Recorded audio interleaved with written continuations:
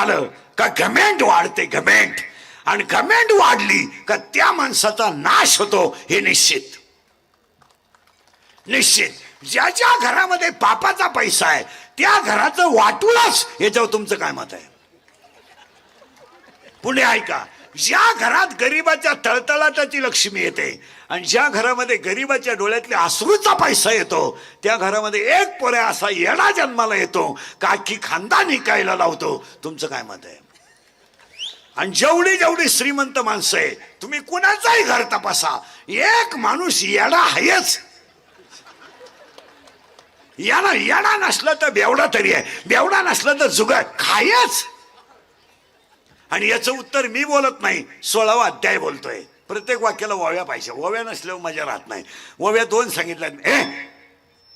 अभ्यासापेक्षा श्रेष्ठ ज्ञान आहे, ज्ञानापेक्षा श्रेष्ठ देवाचं ध्यान आहे. संपत्ती आणि दया, संपत्ती आणि दया एकत्र येत नाही आणि आधी तर तो माणूस देव झाल्याशिवाय राहत नाही. मी तुम्हाला पुढचं उत्तर एकदा क्लिअर सांगतो ऐका. 16व्या अध्यायामध्ये 2 संपत्त्या आहेत, दैवी संपत्ती आणि आसुरी संपत्ती. 16व्या अध्यायाचं असं म्हणणं आहे, पापाचा पैसा घरात आला का त्या घरावर डॉक्टर श्रीमंत झालाच. ज्या ज्या घरात कष्टाचा पैसा आहे ना तिथं रोग नाही. पहाटी 4ला बाई उठते, महिला मंडळ पहाटी 4ला बाई उठते, दगडाच्या चुलीवर 5-6 भाकरी करते, पातेलं भर कालवण करते, खिटलीत ओढते, 4:30ला गाडी रोडला लागते, 11 वाजेपर्यंत 2.5 टन माल तोडतात 2 जण. नवरा बायको. बाटलीतलं पाणी नाही, जारचं पाणी नाही, त्यांच्या पोरांना चपला नाही, खेळायला जागा नाही, बैलगाडी जवळच खेळायचं, थळातच झोपायचं, थळातच झोपायचं. ती आता पटकन बसा, मध्ये विक्षम न करू, बसून घ्या आता, तिथंच बसा बस दे. उसाच्या थळातच खेळायचं आणि बैलगाडी रस्त्याला लागली का 2 भाकरी चुरून खायच्या, ताण मिटला. सर्दी नाही, बंगला आहे, झोपायच्या गोळ्या आहेत, गोळ्या झोपल्या पण गडी झोपला नाही. पालत व्हायची गोळी, उतानं व्हायची गोळी, तोंड वासवायची गोळी, तोंड मिटवायची गोळी. काहींना जेवताना 3 गोळ्या आहे, बसताना एक, निम झाल्यावर एक, उठताना एक. त्याच्यापेक्षा एकच गोळी घेऊन गाव मोकळं कर, जगतो का आला. हो, परत वाक्य नाही का, पापाचा पैसा कधी माणसाला सुखानं जगू देत नाही. याच्यावर तुमचं मत काय? तुम्ही कष्टाचा कमवा, धोका नाही, धोका नाही. पापाचा कमवा म्हणून महाराष्ट्र हिंडा तुम्ही अख्खा. अजून महाराष्ट्रात वृद्ध आश्रमात शेतकऱ्याचा बाप नाही. नाही, त्याच्या घरात कालवणाला तेल नाही, नसू द्या, पण बापाला भाकर आहे.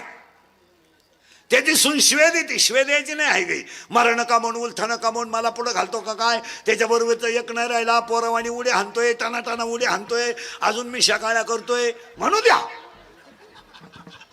म्हणायला म्हणू द्या, पण भाकर आहे आणि म्हाताराही खुश आहे. ते म्हणतो थोडी बिघडती बरं का, पण ठेपतो ती.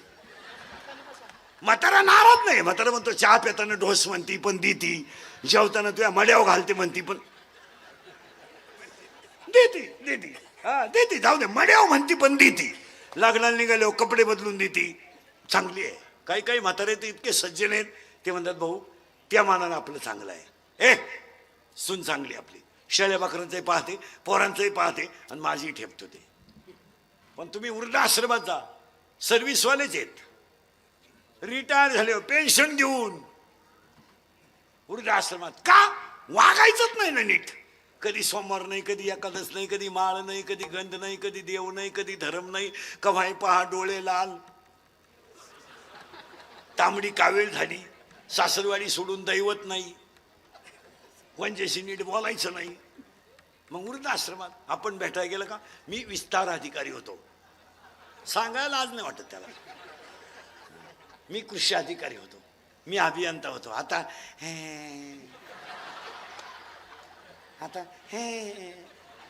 लाज नाही, आबरू नाही. देवळा पुढून चाललं तर कधी देवापुढं वाकायचं नाही, वारकऱ्याला कधी चहा पाजायचा नाही, सासरवाडी सोडून दैवत नाही. एक पोरं इंजिनियर केला, सासरवाली राहायला गेला. एक पोरगी कॉलेजला गेली, आलीच नाही, मोकळा झाला. पहिली बायको मिळून म्हणून दुसरी केली, ती पेन्शन घेऊन गेली, पुरा मोकळा झाला. मग तो दिंडीत आमच्या बोकांडी आला तर आला आमच्या नोकरी करू नका बोंबला धिंडा. शत्रू नाही, नोकरीला लागा आणि मामाच्या पोरीला नाही म्हणा, मामा शत्रू. मामा म्हणतो एखाद्याचा हात धरून काढून देईन, पण त्याला देणार नाही. तो म्हणतो 3 पोरांची आई करीन, भले तिन्ही समाजाची पाळी आली तरी चाल. चांगलं वागलं तरच शत्रू आहे. तुमचं काय मत आहे? तुम्ही दळण इकून दारू पिणारी लोक आहेत. दळण इकून, दळायला गेला दळणच इकलं, बायको पिठलं करून बसली तरी त्याची लोक वाट पाहतात. काल गावात दिसले नाही, तीच लोक तुमच्या गैरहजेरीत तुम्हाला नाव ठेवतात. आपल्याला माणूस एखादा चांगला मानला, आपण बाजूला गेलो का त्यानं आपला कार्यक्रम केला. म्हणून महिला मंडळाच्या कीर्तनात पहिली गोष्ट, शेजारच्या बाईला आजपासून चहा नाही, बंद. तिला स्पष्ट सांगायचं, मी इंदुरीकरचं कीर्तन ऐकलं, मला शिव्या देऊ दे, जाऊ द्या, मला खाऊ दे. हसती म्हणली साखर उष्णी लागती, डब्या सगट तुला ने, पण तू एक पांढरे पाय माझ्या घरात लावू नको. याचं काय? याचं कारण शेजारची बाई आपला चहा पिते, आपली माहिती काढते आणि शेजारी जाऊन सांगते. आणि पाया पडून सध्या तुम्हाला राग येईल, आपल्या घरातल्या घटना कधी दुसऱ्याला सांगत जाऊ तर काहीच नाही. आजराजाचा मुलगा जनकाचा व्याही राजा दशरथ पुत्र शोकाने मेला आणि सक्का भाऊ भावाच्या पादुका घेऊन राहावा लागला. एवढा तमाशा त्या मंथरकेनं केला. तेवढी जर आली नसती रामायणाला डागच नव्हता. तुमचं काय मत आहे? शेजारच्या बाईला आजपासून एंट्री नाही, फायनल. आता घरी गेल्याच सांगून टाका तिला, बाई उद्यापासून माझ्या घरी कालवण आहे ना, मी लोणचं भाकरेल सोडेल, पण तुझ्या वाटीवर कालवण नको. तुम्हाला वाटीवर कालवण देती आणि अख्ख्या गावाला सांगती तिच्या घरी कालवण नव्हतं. बरं, शेजारी इतके हुशार आहेत, शेजारी इतके हुशार आहे महाराज, कालवण घेऊन येतात आणि घेऊन जात्यात, फुकट देत नाहीत. तुमचं आम्हाला द्या, मग तुमचंही नको आणि आमचंही नको. फायनल झालं. जी लोक तुमच्या तोंडावर तुम्हाला अतिशय चांगलं म्हणतात, तीच तुमच्या गैरहजेरीत तुम्हाला नाव ठेवतात. फायनल झालं. तिन्ही ओव्या क्लिअर झाल्या. पुढच्या वळीकडे वळालो. आज कीर्तनाला घेतलेला जो अभंग आहे तो ज्ञानियांचे राजे, कैवल्याचा पुतळा आहे, महाविष्णूचा अवतार ज्ञानोबारायांचा आहे. आणि ज्ञानोबारायांचा अभंग आहे, पण त्याला शेवट बाप रखमादेवर आहे. इथं घोटाळा आहे थोडा, तेवढा सांगून टाकतो आणि पुढे सरकतो. आजच्या अभंगाला कडवे 3च आहेत. आणि अभंग हा मोबाईल मध्ये घेते, अभंग हा ज्ञानेश्वर महाराज आहे. नीट बसे बरे. अभंग हा ज्ञानेश्वर महाराजांचा आहे, पण याला शेवट बाप रखमा देव रे. अभंगाला सुरुवात झाली. कीर्तन ऐकणाऱ्यांना 2 सूचना आहेत. कीर्तनाला दरिद्र्यवाणी बसायचं नाही, तोंड सोडून मिळून द्यायचं नाही, यायचं नाही.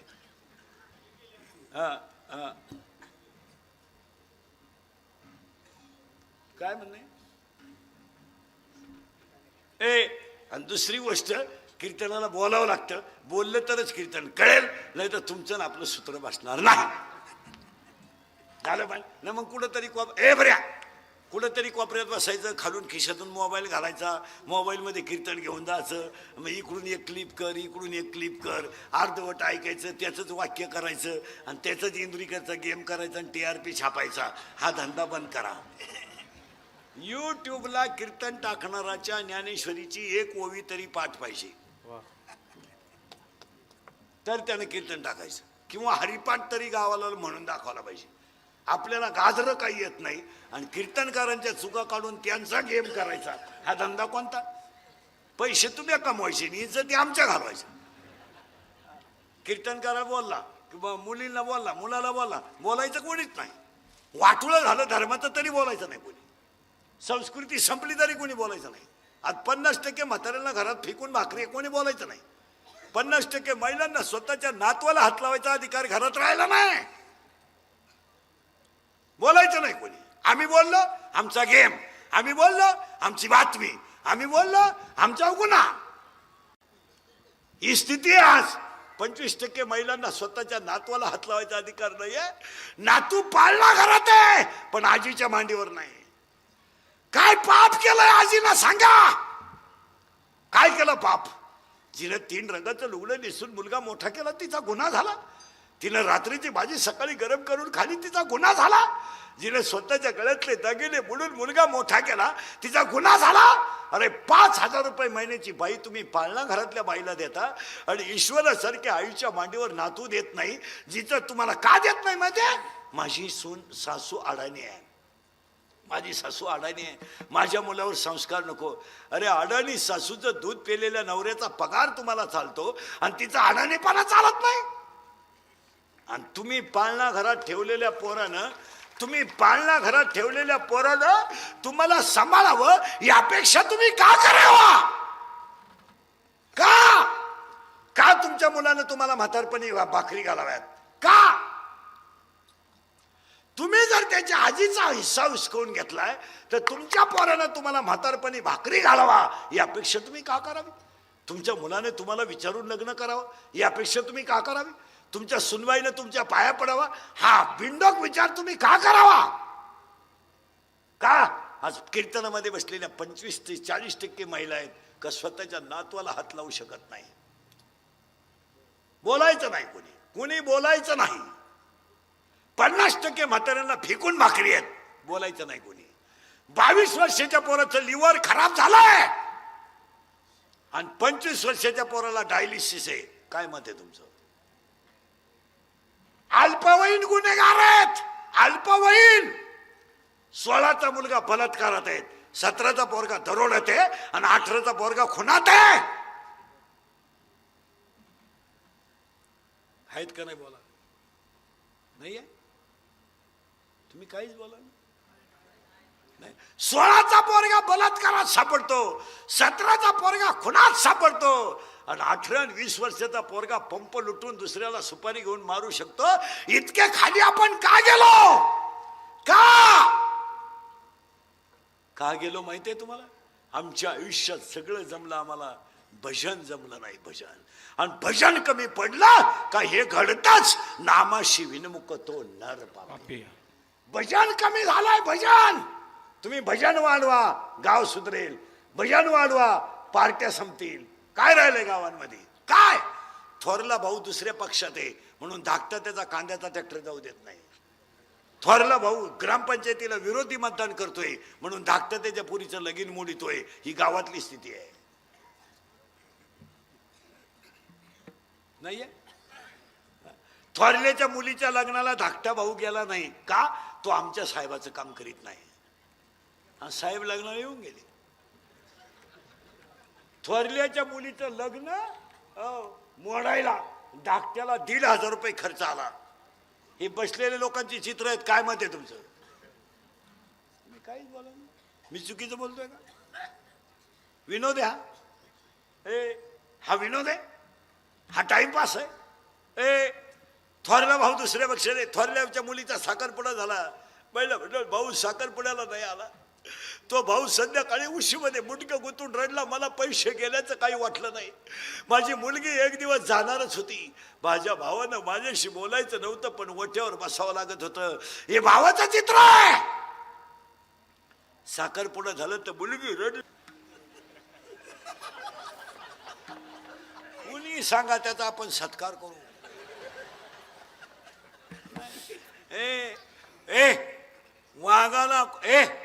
वाघाला कोणी पाणी पाजित नाही. वाघ मारताना त्याच्या अंत्यविधीला कोणी जात नाही आणि त्याला भाकर सुद्धा कोणी मारताना देत नाही. अशी वाघाच्या औलादीची माणसं आहेत.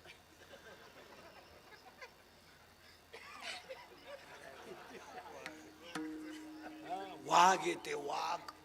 आता त्याचं कारण आहे का वाघ हे वाईट दिवस का आले? एक उपकार नाही. 2 दया नाही. आणि कोणी ज्याच्या जवळ जो गेला तो परत गावात आला नाही.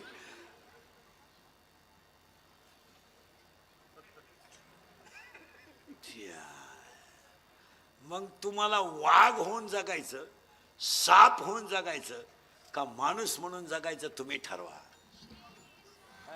आयुष्य किती आहे? आयुष्य किती आहे? काही संग न्यायचंय का? काय कमवलं तुम्ही आयुष्यात? ईश्वरासारखी सासू सासरी तर फडून मेले, काय कमवलं? पैसा 300 फूट जमिनीतला बोर सुद्धा कधी कधी भोपिटा आणतो. तुम्ही काय कमवलं? 4 धाबे, 2 बार, 3 पंप, 6 GCP, 2 अंगणवाड्या, 6 कारखाने, 21 पंप. काय कमवलं तुम्ही? 22 तोळे सोनं तुमच्या अंगावर, कपाटभर साड्या. काय कमवलं तुम्ही? काय कमवलं काय? एक मुलगी जन्माला घातली, तिचं लग्न करायची गरज पडली नाही.